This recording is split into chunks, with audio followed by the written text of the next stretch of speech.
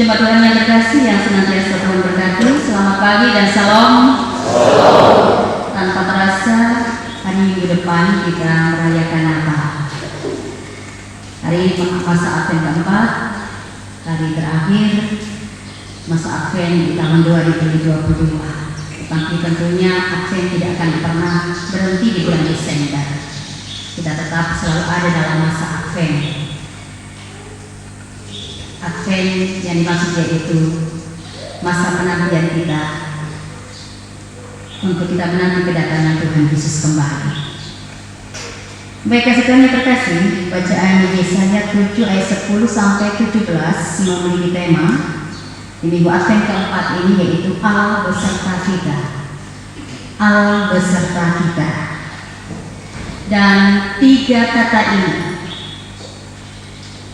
kita biasa sebut dengan bahasa Ibrani, yaitu Immanuel. Ini adalah kata Ibrani dan kata bahasa Ibrani, dan kita artikan Allah beserta dengan kita. Allah beserta kita. Memang kata Immanuel tidak asing untuk kita. Bahkan mungkin kita yang hadir ini, nama kita ada tertera kata Immanuel. Ada orang tua kita yang memberi nama Immanuel. Bahkan juga dari berbagai tempat sering kita membaca ada kata Immanuel. Bahkan Otobemo pun ada sebut Immanuel. Dan kita dapat mendapati tempat yang lain. Jadi ini bukan merupakan kata yang asing. Tetapi apakah kita memahami akan apa arti sebenarnya kata Immanuel? Jangan sampai hanya sekedar kata, kalimat saja. Kata Immanuel, tetapi kita harus memahami apa maksudnya.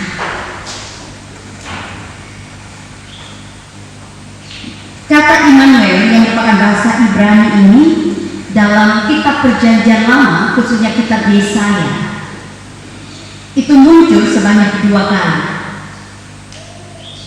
Salah satunya yaitu dalam bacaan kita di ayat yang ke-14. Kemudian di kitab Yesaya di pasal 8 ayat yang ke-8 disebut kata Immanuel.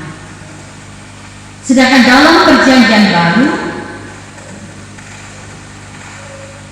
tertera di dalam Matius pasal 1 ayat 23. Jadi Perjanjian Baru hanya satu saja di Injil Matius, kata Immanuel. Kekasih Tuhan yang terkasih dalam Kristus Yesus, kata Immanuel muncul dalam masa kerajaan Yehuda dalam kepemimpinan Raja Ahas. Pada waktu itu Israel sudah terbagi menjadi 2, Israel Utara dan Israel Selatan. Israel Utara ibu kota Samaria, Israel Selatan ibu kota Yerusalem, disebut sebagai kerajaan Yehuda. Dan dalam konteks ini, dalam kepemimpinan Raja Ahas, kita lihat pasal 7 ayat 10 sampai 17 oleh Lembaga Alkitab Indonesia diberi judul Pemberitaan mengenai Immanuel, dan kata ini mulai disebut dalam kitab Yesaya tentang kata Immanuel. Yang sebenarnya kekasih Tuhan yang terkasih, tentunya bacaan ini tidak bisa kita lepaskan dari bacaan sebelumnya. Secara keseluruhan di pasal 7 yang berbicara tentang Yesaya dan Raja Ahas.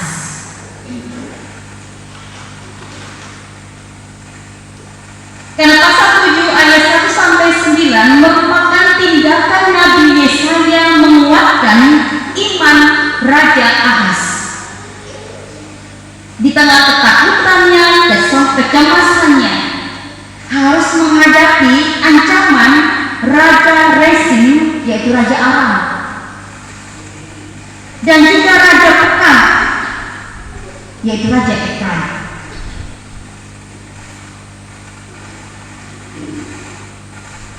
Bahkan juga kerajaan Israel, juga memusuhi kerajaan Yehuda.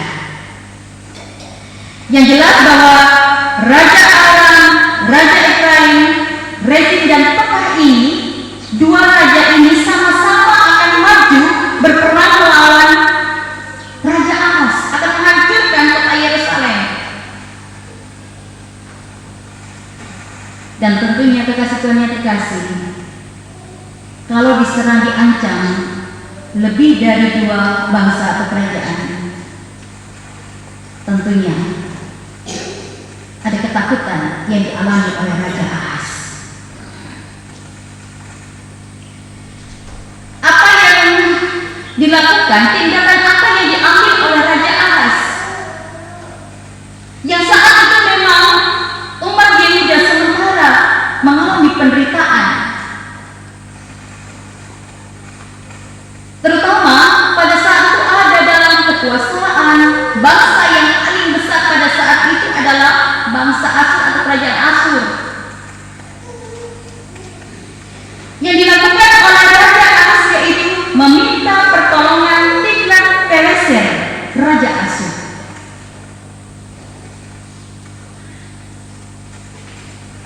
Kekasih Tuhan yang terkasih dalam Kristus Yesus, dan memang Raja Ahaz adalah raja yang tidak setia kepada Allah, kepada Tuhan.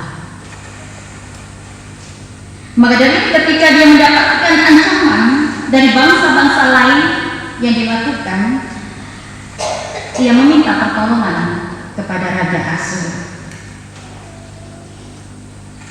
Maka dari itu firman Tuhan disampaikan oleh Nabi Yesaya dalam bacaan kita untuk memberikan penguatan kepada Raja Ahaz.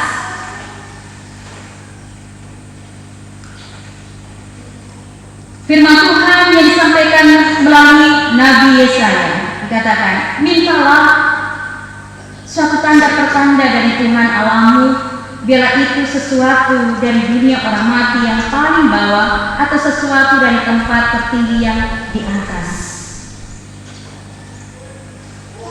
Jadi firman Tuhan memberikan tawaran kepada Asyur, mintalah tanda, maksudnya yaitu kepada Raja Ahaz, mintalah tanda kepada Tuhan supaya memberikan penguatan Raja Ahaz untuk menghadapi ancaman bangsa-bangsa ini.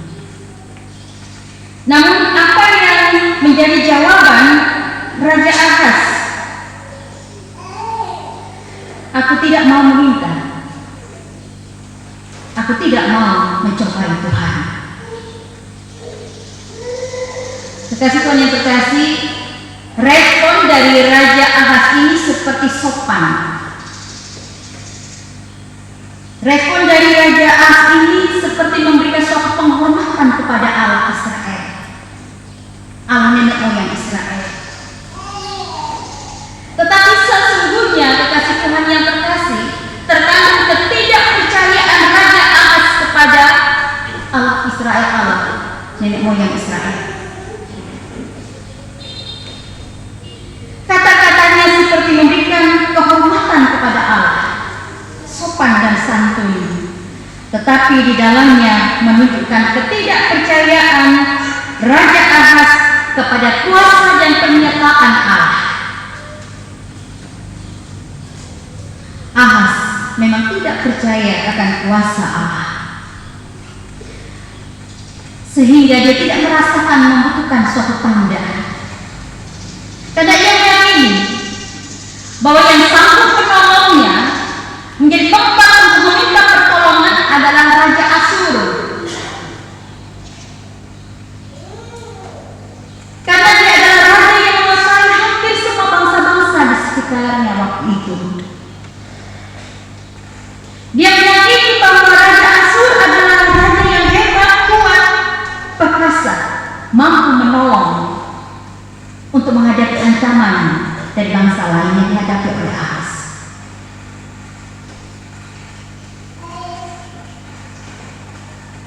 Kekasih Tuhan yang terkasih, kendati Ahaz menolak tanda dari Tuhan, dan memang secara tegas Yesaya merespon secara tegas apa yang menjadi pernyataan Raja Ahaz. 13, baiklah, dengarkanlah hai keluarga Daud, belum cukupkah kamu melelahkan orang, sehingga kamu melelahkan Allahku juga? Ungkapan Nabi Yesaya terhadap jawaban Raja Ahaz, yang tentunya ini merupakan bentuk kekecewaan dari Nabi Yesaya. Raja Ahaz tidak menyambut sukacita, padahal itu dari Tuhan, dari Allah.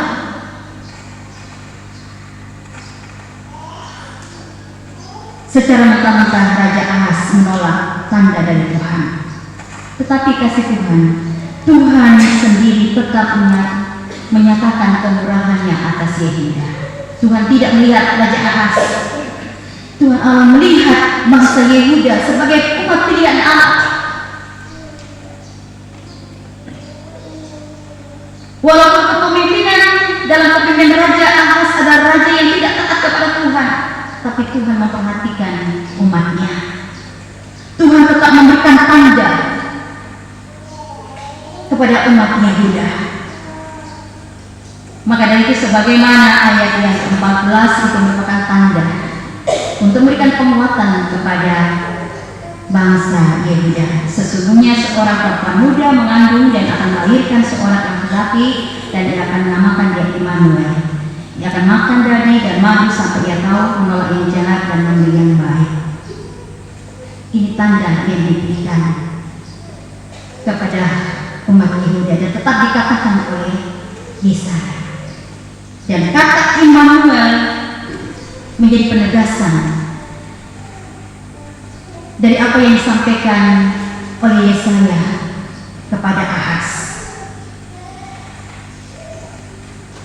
Kata Immanuel mau menunjukkan bahwa Allah tetap menyertai umatnya, walaupun mendapat ancaman, walaupun mereka mendapat berbagai penderitaan.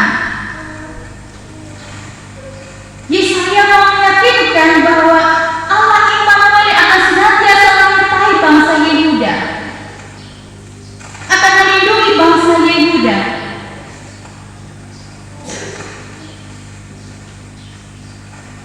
Jadi ini merupakan tanda kepada umat Yehuda supaya tetap mereka kuat, bahwa Allah tidak pernah meninggalkan mereka. Maka dari kasih Tuhan, apapun respon Ahaz, Allah tetap menunjukkan kasih penyertaannya. Walaupun Ahaz menolak meminta tanda, tetapi Allah tetap memiliki inisiatif terus menyelamatkan umatnya, bahwa dia tetap hadir dan menyertai akan umatnya. Dan ini memang dalam perjanjian baru pada akhirnya digenapi. Dalam sejarah umat Yehuda, Allah tetap menyertai bangsa Yehuda,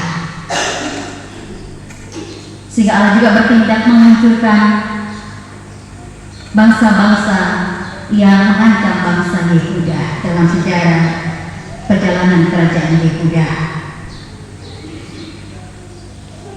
Dan memang tanda keselamatan yang lebih mengarah ke masa depan itu digenapi dalam peristiwa kelahiran Tuhan Yesus yang adalah Sang Immanuel.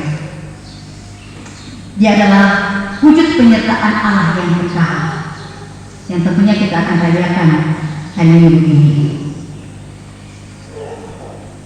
Kekasih Tuhan yang terkasih dalam Kristus Yesus,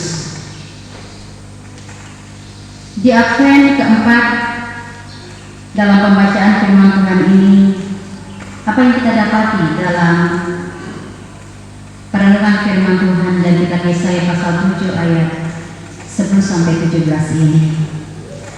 Yang pertama, kasih Tuhan yang terkasih,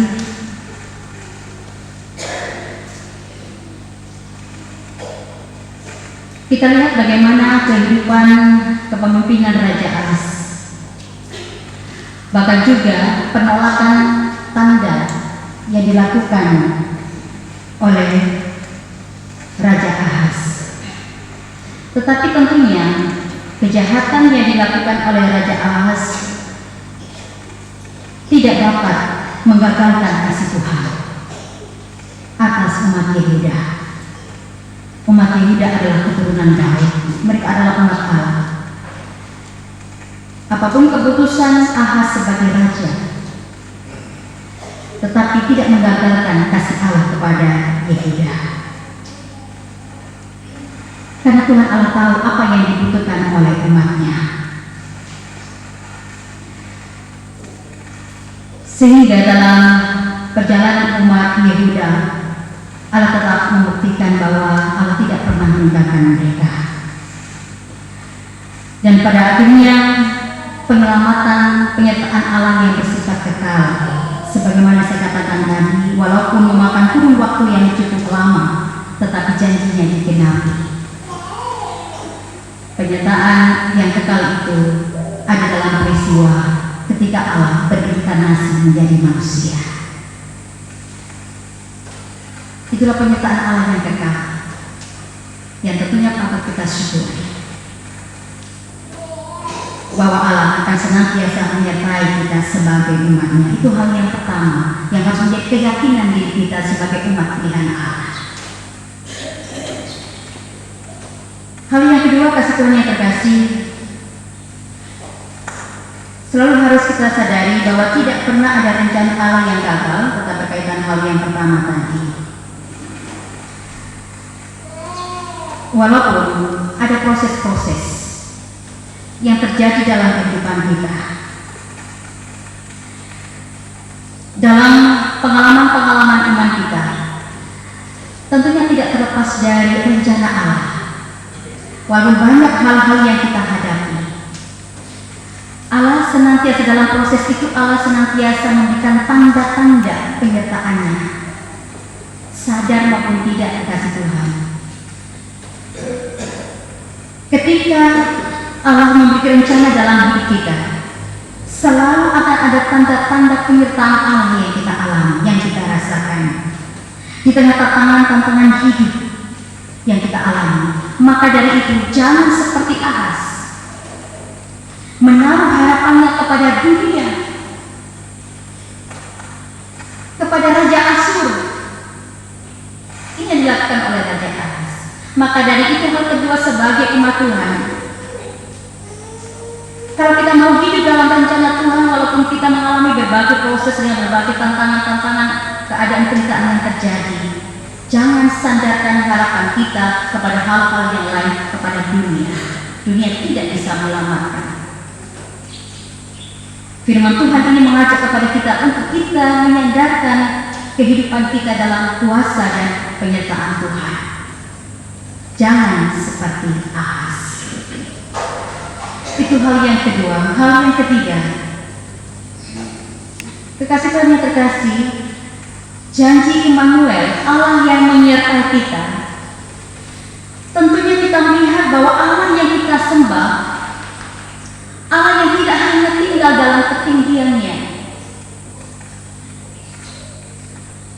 kemudian mengatur nasib hidup kita dari jauh.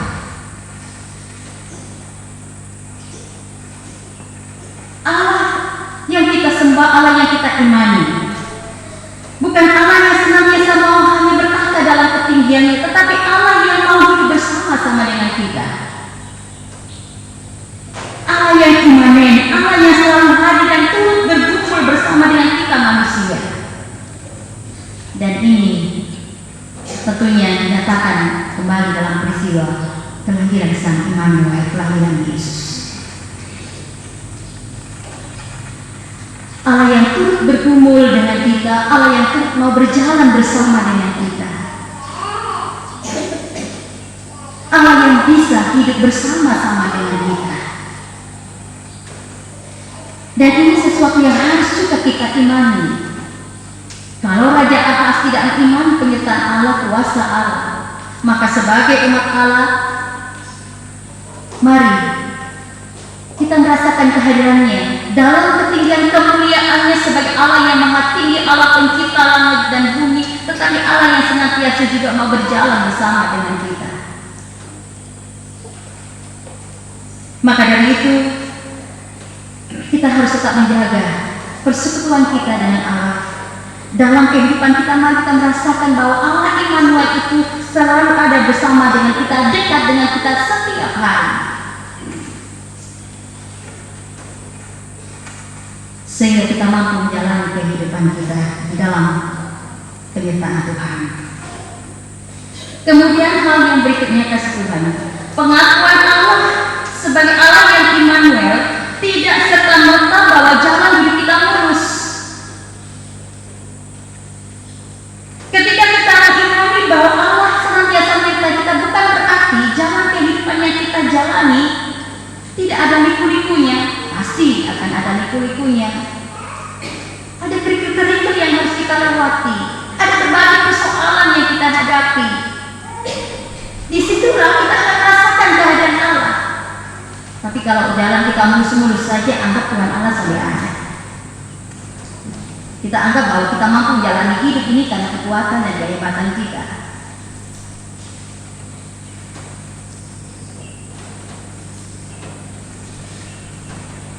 Maka dari itu tetap pengakuan iman tentang Allah yang Immanuel harus juga menjadi kekuatan kita, di mana kita tidak akan menjalani hidup kita secara gampang, secara mudah, sesuai dengan harapan-harapan kita nanti. Tetapi banyak hal-hal, berbagai peristiwa yang kita hadapi, yang berbagai kejadian-kejadian yang ada, kesukaran, keterpurukan dalam menjalani hidup. Tetapi mari kita tetap mengimani adalah Allah yang Immanuel. Mengimani Allah yang Immanuel bukan berarti bebas dari berbagai peristiwa-peristiwa tantangan hidup.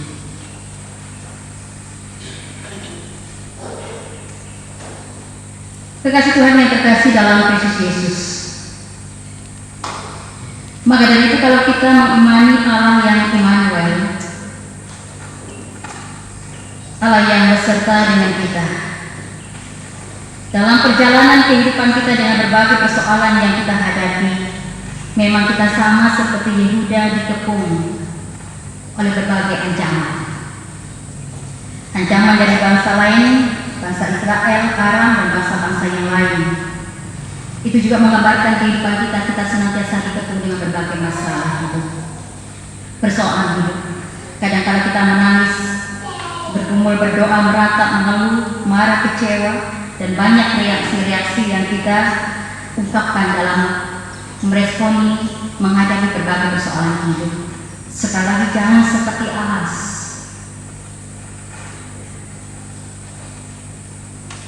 Ahaz meresponi dengan berbagai tantangan yang hadapi, meragukan kuasa Tuhan, penyertaan Tuhan, bahkan juga menyalahkan Tuhan. Tapi mari kita di tengah-tengah berbagai persoalan hidup, jangan sekali-kali kita mengandalkan kekuatan yang lain, meragukan tentang kuasa Allah, tetapi kita imani bahwa Allah senantiasa beserta dengan kita. Dan hari Minggu,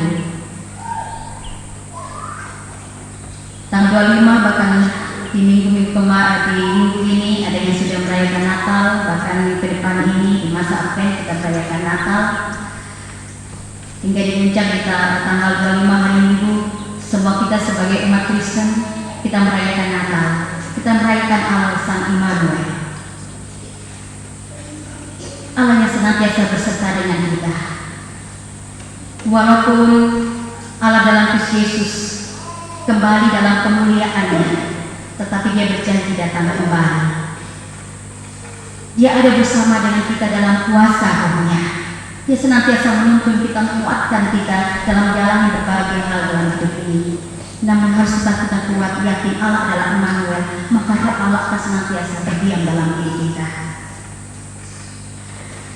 Maka dari itu persiapkan hati kita untuk kita bersyukur merayakan Natal di tahun ini, dengan mengimani bahwa Allah kita adalah Allah yang besar, Allah yang Maha Kuasa, Allah yang senantiasa beserta dengan kita. Janji Allah memang selalu digenapi. Kasih Allah sepanjang masa, penyertaan Allah tidak dibatasi waktu atau tempat, tetapi penyertaan Allah sepanjang masa. Allah nenek moyang Israel adalah Allah kita. Dia tidak akan pernah berubah. apapun pergumulan hidup yang kita naikkan dalam doa. Mungkin kita menaikkan ribuan pergumulan dalam doa kita, tetapi mari kita rasakan jutaan tanda penyertaan Allah senantiasa menyatakan Tuhan kepada kita. Tanda penyertaan yang kekal adalah anugerah keselamatan di dalam Sang Immanuel. Itu tentunya yang memberikan penguatan iman kita dan juga untuk kita senantiasa bersyukur. Tanda keselamatan Allah, tanda penyertaan Allah, yaitu ketika kita saat ini tetap merasakan keselamatan Allah yang kita miliki saat ini. Demikian firman Tuhan yang dapat saya renungkan bagi kita semua. Tetapi biarlah Roh Allah, Roh Kudus lebih jauh